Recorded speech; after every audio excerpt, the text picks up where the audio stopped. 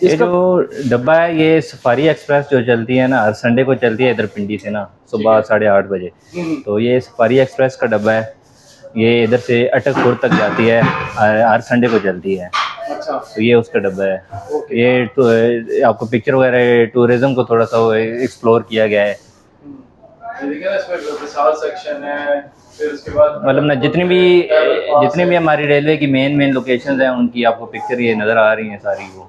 अच्छा, और ये जगह खाली क्यों नजर आ रही है ताहिर भाई? यहाँ पे ये वैसे अगर आप खड़े हो के पहले यहाँ पे थी डाइनिंग टेबल लगी हुई थी। अच्छा जी, तो वो अब इन्होंने रिमूव कर दी है, जैसे पैसेंजर के रखने के लिए, सामान रखने के लिए जगह है, यहाँ पे आप रख सकते हैं। तो अब यहाँ पे आप यानी कि इसका कोई ख़ास इतना मकसद नहीं है, पहले था इसका लेकिन अब नहीं है इसका। अब तो यानी कि आपने कुछ अगर ऑर्गेनाइज करना है इवेंट अपना हाँ, इस जगह पे, तो जी फिर जी वो कर हाँ, सकते बिल्कुल हैं।